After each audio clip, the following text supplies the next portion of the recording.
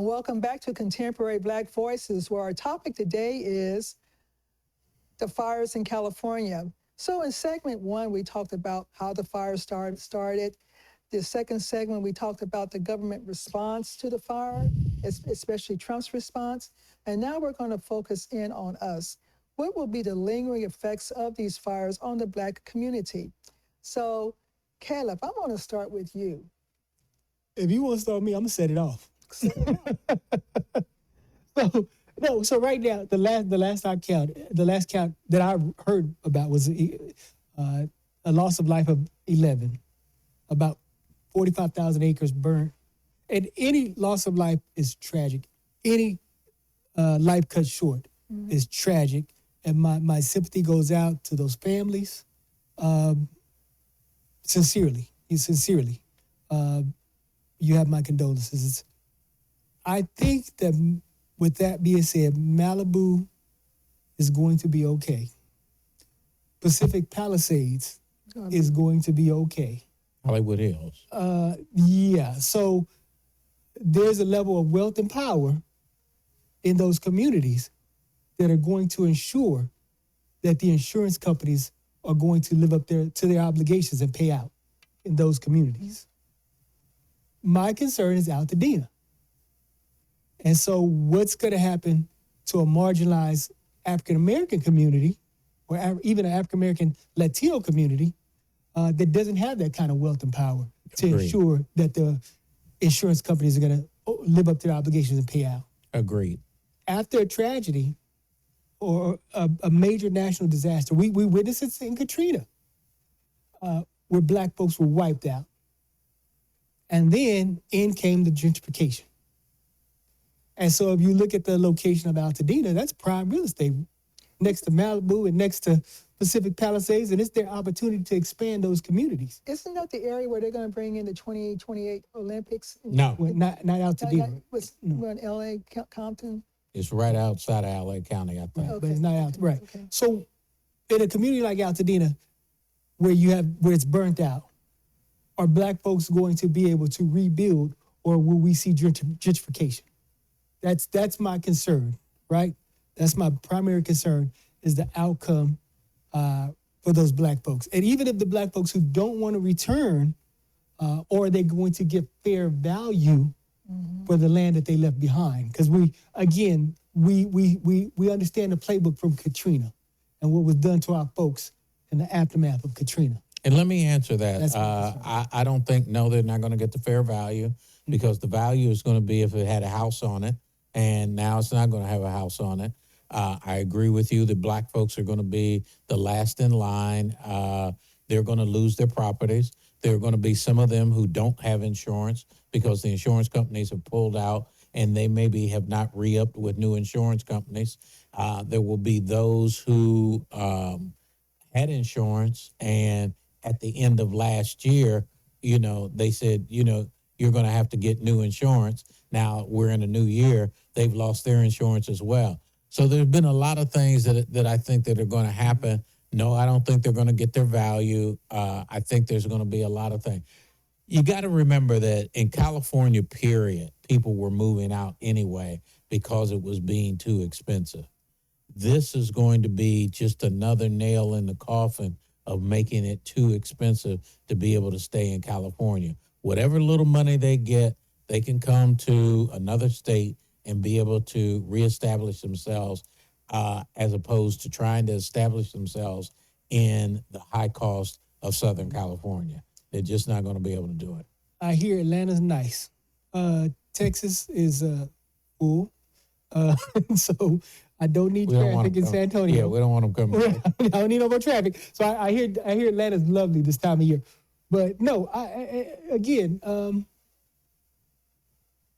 that's something we have to guard against.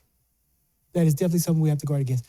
And I hope that this administration continues to do what they've been doing, which is take care of folks in the last days of this administration, including assistance from FEMA, including any kind of special government package that they can put together to help those Black folks who have lost their property, lost their livelihoods.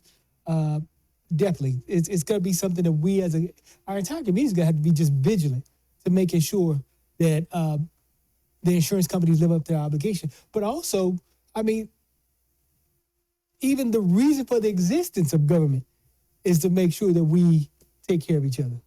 You know what I mean? And so we have to, the onus is on us to make sure that our folks are. I'm going to go back to a previous comment I made.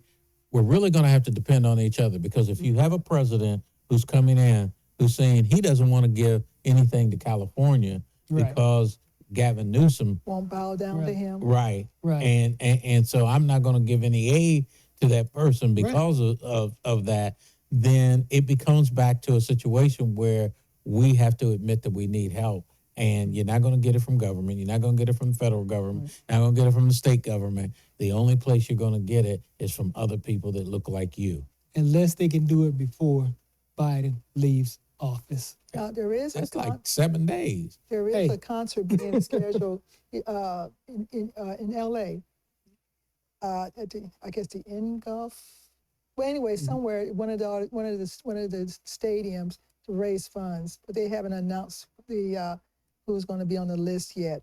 The other lingering effect that we got to consider is health and environmental. Given all the smoke, given the controversy with United Healthcare and health insurance companies denying claims, how is this going to impact, again, Black Americans, especially those who are in the inner cities, and let's go ahead and say, and even mid-class families. Will these insurance companies say, well, because this was an act of God, we won't take care of this? And they could say that. They can say that. Well, they're going to say that you were a smoker before the fire. And these the same people, remember, these people denied benefits when it comes to the government. These people, I mean, they denied benefits under the Trump administration to the burn pit. People, the soldiers who were, living next to the burn pits. You know what I mean? And so, and the insurance company's going to be worse because they're going to say, no, you were a smoker. This is a pre-existing condition, blah, blah, blah. You had this help, or prove it. Prove this came from the fires. Or your exposure to the fire wasn't enough to cause this. Let me tell you, let me bring up something that's more fundamental and elementary. Where am I going to get my mail? If you're the insurance company or somebody and I want to send you a notice, okay, even of denial, or if I wanted to send you a check, where am I going to send it to? The things that, it's kind of, isn't it something? The basic things that we depend on. Right. When it's taken away from you, it's kind of like, I didn't even think about that. And if you don't have a phone anymore, how are you going to get your email? And Black folks live in technology deserts. We live in internet deserts. So it affects us even more. And you don't put on an insurance application in case you need to reach me. Call this number or send it to this address. That's not even a question.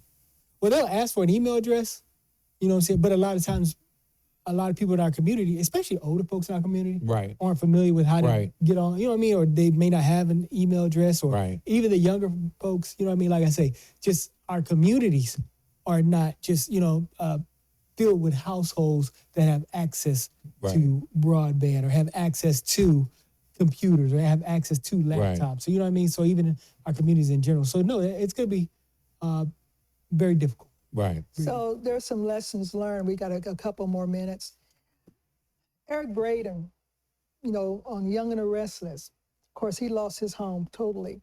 And so the interviewer asked him, what did you take out the home? Now take note.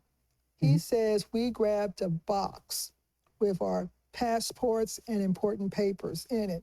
So it's important that we have a fire-resistant box with all the important papers in it, because even if God forbid, your house burns down, you can still get that. And that caught my eye. I know that I had already ordered, I have a box like that as well.